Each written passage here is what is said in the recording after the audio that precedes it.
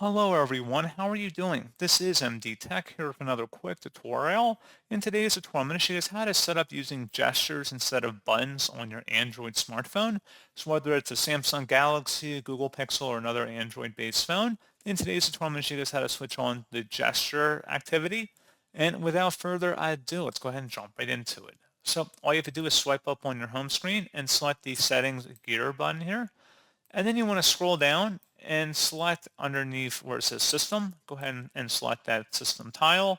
And if you click on navigation mode, you can go see we have gesture navigation turned on.